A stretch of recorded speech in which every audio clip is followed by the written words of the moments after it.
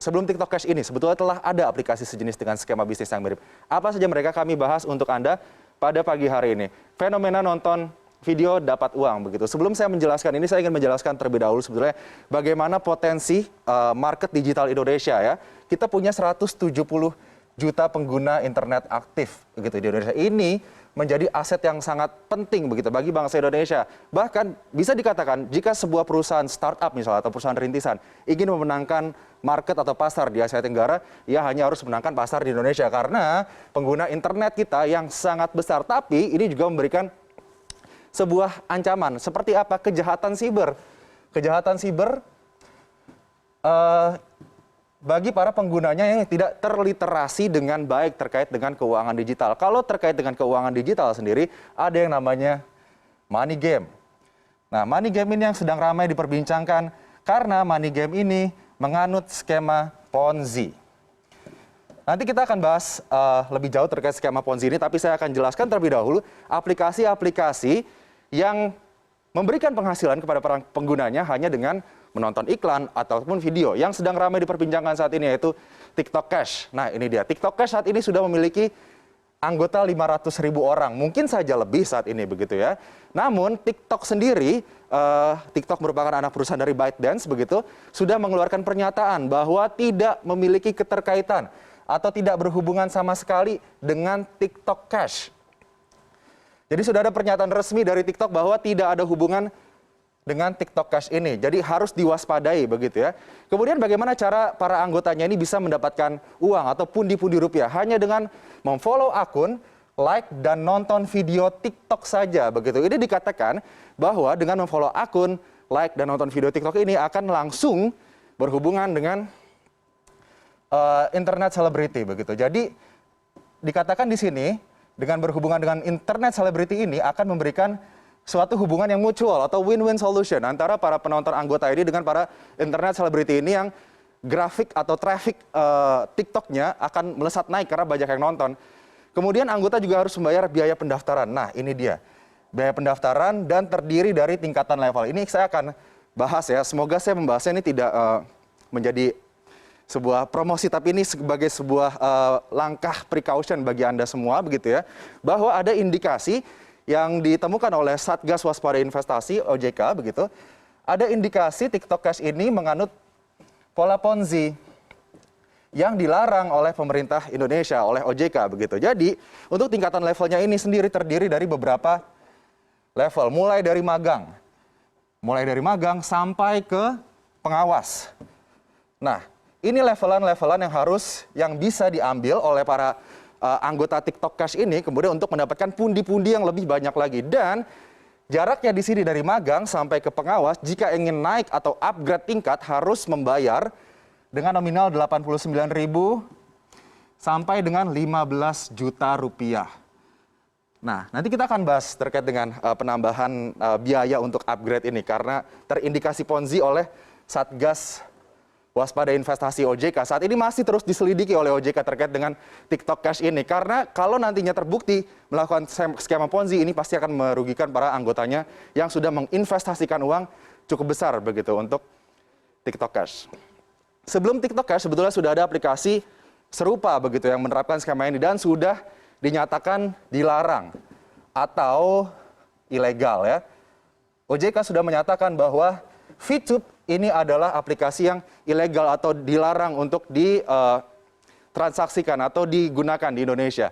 Ternyata VTube ini sudah di-download lebih dari 10 juta kali di Play Store. Kemudian dia juga sistemnya untuk mendapatkan uang adalah memberikan poin penghasilan bagi anggota.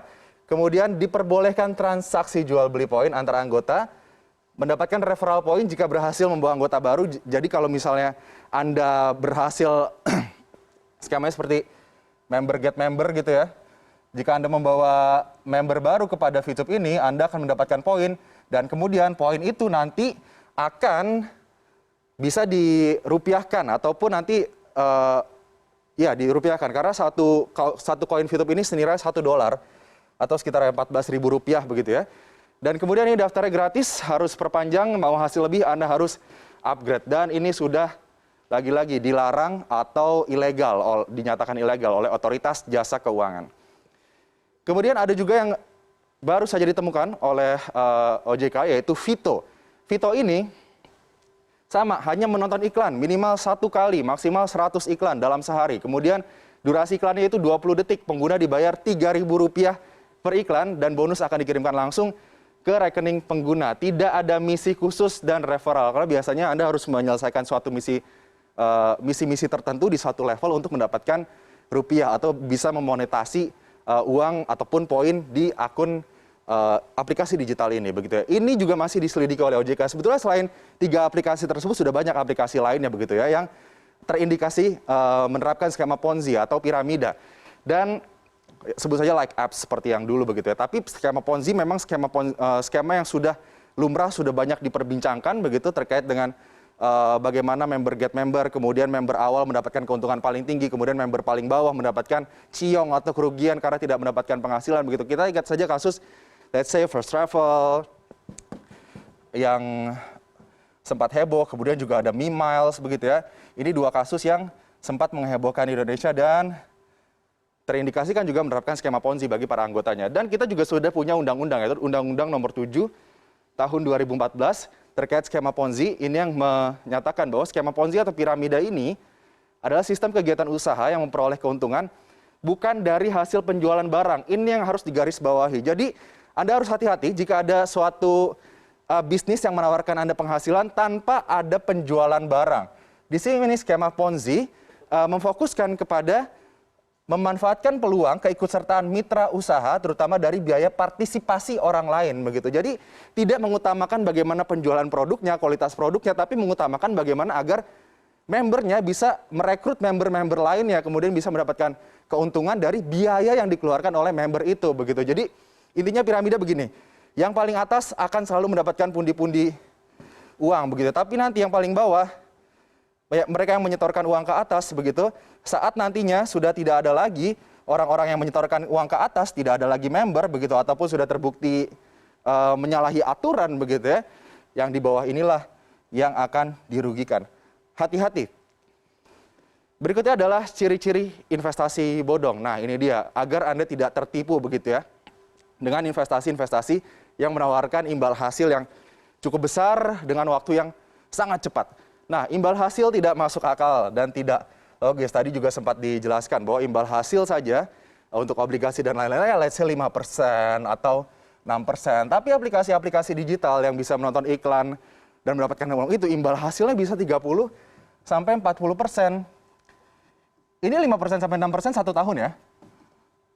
Tapi aplikasi digital tersebut bisa memberikan imbal hasil 30 sampai 40%, bahkan bisa sampai 100% hanya dalam hitungan bulan ataupun minggu saja, begitu. Ini harus Anda waspadai. Kemudian ada uang muka yang harus dibayarkan dan dijanjikan kembali dengan cepat, begitu. Jadi Anda bisa mengembalikan uang modal Anda itu dengan cepat. Kemudian memiliki layanan lapisan yang berjenjang, tadi bertingkat, dan skema pengelolaan bisnis yang tidak transparan. Yang paling aman adalah bagaimana kita rutin melakukan pengecekan kepada otoritas jasa keuangan ataupun berita-berita, begitu, agar kita tidak tertipu, tidak menjadi korban dari money game ataupun skema Ponzi ataupun penipuan berbasis keuangan digital.